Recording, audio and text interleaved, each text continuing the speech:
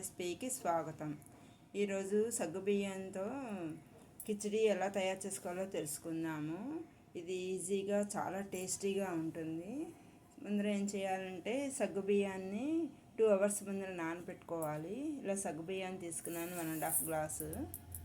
ఇది శుభ్రంగా వాష్ చేసేసి 2 అవర్స్ ముందర నానబెట్టుకుని ఉంచుకోవాలి. సగ్గుబియ్యం ఇలాగా వాష్ చేసేసి వాటర్ పోసి ఉంచాను. ఇది 2 అవర్స్ నానాలి. సగ్గుబియ్యం ఇలాగా బాగా నానిపోయాయి. ఇవి ఇలాగా వడపోసేసుకోవాలి. సగ్గుబియ్యం బాగా వాటర్ లేకుండా బాగా ఇలా వడపోసేసుకోవాలి. నీరంతా దిగిపోవాలన్నమాట. ఇలా బాగా నీరంతా ఓడిపోయేలాగా అందులో ఉంచుకోవాలి ఇలా కాసేపు.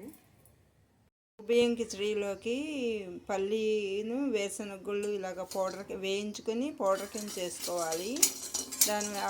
ఆ కిచడీలోకి ఇది పైన వేసుకోవాలి. ఇది మిక్సీ ఆడుకొని ఇలాగ కొంచెం బ్రౌన్ కలర్ వచ్చేదాకా వేయించుకోవాలి. పల్లీలును ఒక ఎండుమిరపకాయను పల్లీను ఇలా వేయిస్తున్నాను. స్టవ్ హైలో పెట్టాను, వేయిస్తున్నాను. ఇలాగా వేగిపోయాయి. స్టవ్ ఆఫ్ చేసేసి ఇవి చల్లారనివ్వాలి. మళ్ళీ మూకుడు పెట్టాను స్టవ్ వెలిగించి. కొంచెం ఆయిల్ వేసుకోవాలి. ఎక్కువ ఆయిల్ పట్టదు, కొంచెం ఆయిల్ వేసుకోవాలి. వేసుకొని మినప్పప్పు, ఆవాలు, జీలకర్ర, పోపు బ్రౌన్ కలర్ వచ్చేదాకా వేయించుకోవాలి. ఇవి స్టవ్ హైలో పెట్టాను. బ్రౌన్ కలర్ వచ్చేదాకా వేయించుకోవాలి. ఇలా బ్రౌన్ కలర్ వచ్చింది. ఒక ఉల్లిపాయ, బంగాళదుంప, 2 పచ్చిమిరపకాయలు, కొంచెం కరివేపాకు ఇలా తరిగి పెట్టుకున్నాను. ఇవన్నీ పోపులో వేసేసుకోవాలి. ఉల్లిపాయ, బంగాళదుంప ముక్కలు, పచ్చిమిరపకాయలు, కరివేపాకు,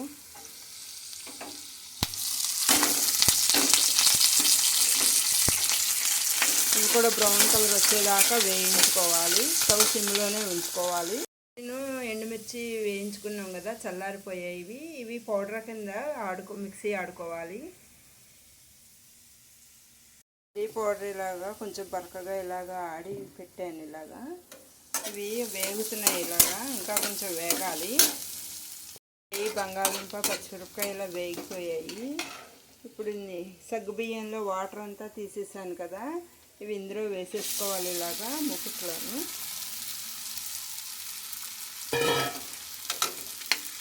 సిమ్లో పెట్టుకుని ఇలా కలుపుకోవాలి.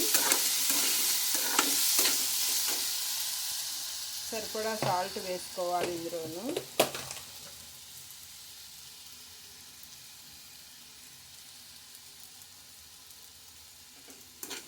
వేసుకుని ఇలా సిమ్లో ఉంచుకొని మెల్లిగా నీరు వాటర్ లేకుండా మగ్గనివ్వాలి. చిటికెడు పసుపు కూడా వేసుకోవాలి. ఇలాగా పొడి పొడిలాడుతూ వచ్చేస్తుంది. ఇలా కలుపుకోవాలి. ఇంకా వాటర్ ఉంది, కొంచెం మగ్గనివ్వాలి. పల్లీ పౌడర్ ఇలా ఆడుకుని పెట్టుకున్నాను కదా, మిక్సీ పట్టుకొని ఇది ఇందులో వేసేసుకోవాలి. దీనికి ఈ సగ్గుబియ్యం కిచడీకి పల్లీ పౌడర్ చాలా టేస్ట్గా ఉంటుంది. ఇలా కలిపేసుకోవాలి. పల్లీ పౌడర్ కలుపుకుంటే చాలా రుచిగా ఉంటుంది.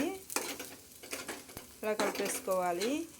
ఇష్టమైతే ఉల్లిపాయ వేసుకోవచ్చు, లేకపోతే స్కిప్ చేసేయచ్చు. ఉల్లిపాయ లేకుండా కూడా చేసుకోవచ్చు. ఇది ఇలాగా కలిపేసుకుని స్టవ్ ఆఫ్ చేసేసుకోవాలి. సగ్గుబియ్యం కిచడీ రెడీ అయిపోయింది.